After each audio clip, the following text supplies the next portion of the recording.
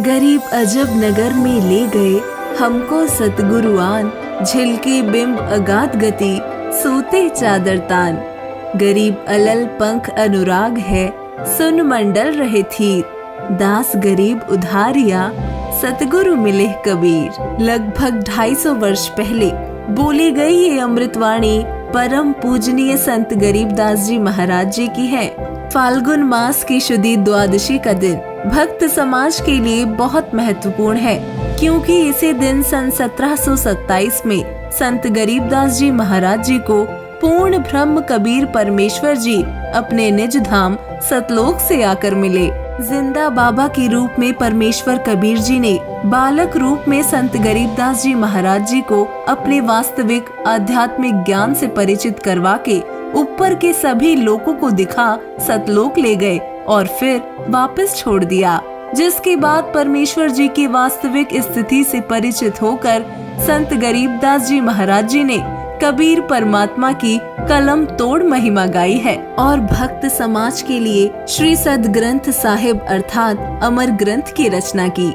इसी उपलक्ष्य में संत रामपाल जी महाराज जी के सानिध्य में उनके आश्रमों में संत गरीबदास जी महाराज जी के सद ग्रंथ साहिब की अमर वाणियों का अखंड पाठ व धर्म यज्ञ भंडारे आदि का आयोजन किया गया है। सन 1717 को आदरणीय गरीबदास जी महाराज जी का जन्म गांव छुड़ानी, जिला झज्जर, हरियाणा में हुआ। धनकड़ गोत्र में जन्मे गरीबदास जी के पिता का नाम बलराम जी था, जो कि ग्राम करौथा, जिला रोहतक के रहने वाले थे। किंतु उनके ससुर श्री शिवलाल जी का अपना कोई पुत्र नहीं था, इसलिए उनके कहने पर वो अपने ससुराल गांव छुड़ानी में ही घर जमाई बनकर रहते थे, जहां 12 वर्षों के बाद उनको पुत्र रत्न में परम पूजनीय संत गरीबदास जी महाराज जी की प्राप्ति हुई। जिस समय संत गरीबदास जी 10 वर्ष के हुए, तब प्रतिदिन की तरह ही वो गायों को चराने के लिए अन्य ग्वालों के साथ नला नामक खेत में गए हुए थे। तब कबीर परमेश्वर जी एक जिंदा बाबा के वेश में प्रकट हुए और गांव कबलाना की ओर से छुड़ानी को जाने लगे। जिंदा बाबा रूप में परमेश्वर जब ग्वालों के पास आए तो ग्वालों ने परमेश्वर को राम राम कर उनका आदर सत्कार किया और भोजन करने का आग्रह किया। परमेश्वर ने राम राम स्वीकार की और कहा कि खाना तो मैं अपने गांव से ही खाकर चला था। तब गांव वालों ने कहा कि महाराज, फिर खाना नहीं खाते तो दूध तो अवश्य पीना पड़ेगा, हम अतिथि को कुछ खाए पिए बिना नहीं जाने देते। तब दयालु परमेश्वर ने कहा कि ठीक है, दूध पिला दो, और सुनो, मैं कुंवारी गाय का दूध पीता हूँ। इस पर बड़ी उम्र के ग्वालों ने कहा कि बाबा जी, आप तो मजाक करते हो, आपकी दूध पीने की नीयत नहीं है। परंतु बालक गरीबदास जी खड़े हुए व अपनी प्रिय बछिया को लेकर कबीर जी के पास आए और कहा कि महाराज जी, इसका कोई बच्चा तो है ही नहीं, ये दूध कैसे देगी। तब कबीर परमेश्वर जी ने अपना आशीर्वाद भरा हाथ उस बछिया के ऊपर रखा, जिससे उसके थन बड़े बड़े हो गए और थनों से दूध की धार बह निकली, जिससे एक पात्र जो पाली साथ लाए हुए थे उसमें निकाला गया। इस दूध को कबीर जी ने पिया व ग्वालों से कहा, ये अमृत है बच्चों, इसे पी लो। तो बड़ी उम्र के ग्वालों ने कहा कि कुंवारी गाय का दूध तो पाप का दूध है, हम नहीं पिएंगे, और दूसरा, आप न जाने किस जाति के हो, आपके झूठे दूध को हम नहीं पिएंगे, और ये कहकर उठकर चल दिए। परंतु गरीबदास जी ने कहा कि बाबा जी, आपका झूठा दूध तो अमृत है, मुझे दीजिए। और कुछ दूध बालक गरीबदास जी ने पिया, जिसके बाद परमेश्वर जिंदा वेशधारी ने संत गरीबदास जी को ज्ञान उपदेश दिया व संत गरीबदास जी के अधिक आग्रह करने पर परमेश्वर ने उनकी आत्मा को शरीर से अलग कर ऊपर के रूहानी मंडलों की सैर कराई और सतलोक में अपने वास्तविक रूप में दर्शन कराए व सर्व ज्ञान का बोध कराकर कहा कि हे गरीबदास, मैं असंख्य ब्रह्मांडों का स्वामी हूँ, मैंने ही सर्व ब्रह्मांडों की रचना की है, सर्व आत्माओं को वचन से मैंने ही रचा है, 5 तत्व तथा सर्व पदार्थ भी मैंने ही रचे हैं, क्षर पुरुष तथा अक्षर पुरुष व उनके लोकों को भी मैंने ही उत्पन्न किया है। इनको इनके तप के बदले में सर्व ब्रह्मांडों का राज्य मैंने ही प्रदान किया है। मैं प्रत्येक युग में पृथ्वी पर प्रकट होता हूँ और अब कलयुग में 120 वर्ष तक पृथ्वी पर कबीर नाम से जुलाहे की भूमिका भी करके आया था। ये सब प्रसंग सुनकर संत गरीबदास जी ने कहा कि हे परवरदिगार, ये ज्ञान मुझे कैसे याद रहेगा। तब परमेश्वर ने बालक गरीबदास जी को आशीर्वाद दिया और कहा कि मैंने तेरा ज्ञान योग खोल दिया है, अध्यात्म ज्ञान तेरे अंतःकरण में डाल दिया है। अब आप असंख्य युगों के पहले से लेकर वर्तमान तथा भविष्य का ज्ञान भी याद रखोगे। वापस आने पर संत गरीबदास जी ने सतलोक और परमात्मा कबीर जी का आंखों देखा हाल जो वर्णित किया, वो एक दादू पंथी संत गोपाल दास जी ने लिखा, जो आज सदग्रंथ साहिब के नाम से जाना जाता है। परमेश्वर की महिमा बताते हुए संत गरीबदास जी कहते हैं, परपट्टन वह परलोक है जहाँ अदली सतगुरु सार, भक्ति हित से उतरे पाया हम दीदार।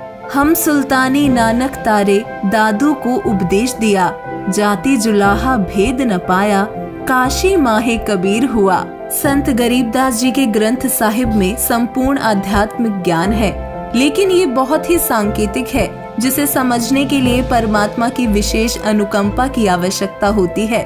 इस बारे में कबीर जी ने स्वयं कहा था कि गरीबदास जी के पंथ के लोग भी इस गूढ़ ज्ञान को समझ नहीं पाएंगे। इस कारण 12वें पंथ गरीबदास जी के पंथ में आगे चलकर मैं खुद आऊंगा व सभी पंथों को मिटाकर एक यथार्थ कबीर पंथ चलाऊंगा। इसी गूढ़ ज्ञान को समझाने के लिए संत रामपाल जी के रूप में कबीर परमेश्वर अवतरित हैं, जिन्होंने गरीबदास जी के ग्रंथ साहिब से भक्ति के गुण रहस्य को उजागर किया है व सभी नकली पंथों के अज्ञान को जनता के सामने रूबरू कर मोक्ष के मूल मंत्रों सतनाम व सारनाम को उजागर किया है।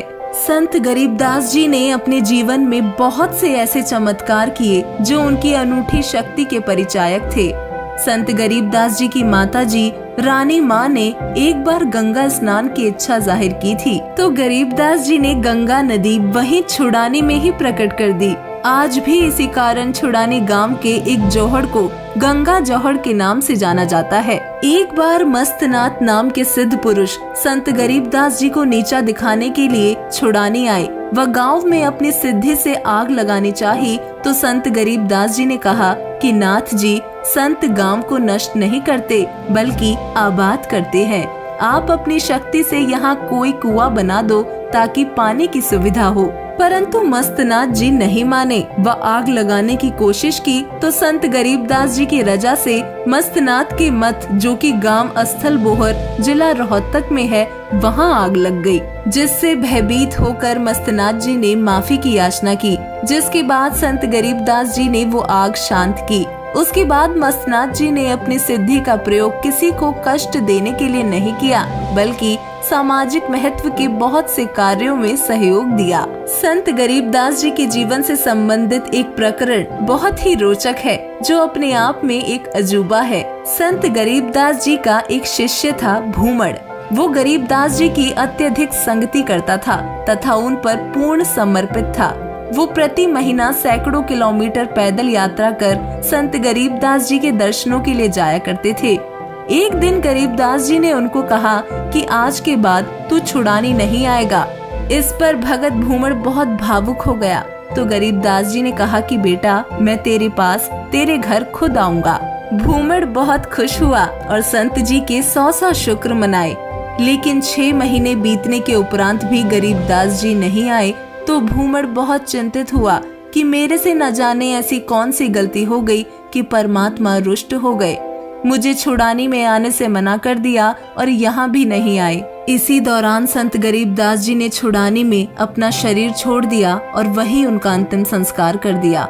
लेकिन भूमड़ की तड़फ देखकर गरीबदास जी पुनः उनके पास सहारनपुर यूपी में प्रकट हुए। वह 30-35 वर्ष तक वही रहे। इसके बाद पुनः शरीर छोड़ा व वही सहारनपुर में उनका दोबारा अंतिम संस्कार किया गया। ये कोई ज्यादा पुराना इतिहास नहीं है। आज वर्तमान में भी सहारनपुर व छुड़ानी दोनों जगह संत गरीबदास जी महाराज जी की समाधि रूप में यादगार बनी हुई है। वास्तव में संत गरीबदास जी पूर्ण ब्रह्म कबीर जी के अवतार थे व पूर्ण शक्ति युक्त थे। आज उन्हीं परम संत का बोध दिवस है, जिनकी बदौलत इस संसार को परमेश्वर की वास्तविक महिमा की जानकारी संभव हो पाई और अज्ञान के अंधकार से निकलकर परमात्मा पाने के रास्ते का ज्ञान हुआ, जिससे सर्व समाज को आज अपने जीवन को सार्थकता व इसे सफल बनाने की दिशा मिली है। सत साहिब।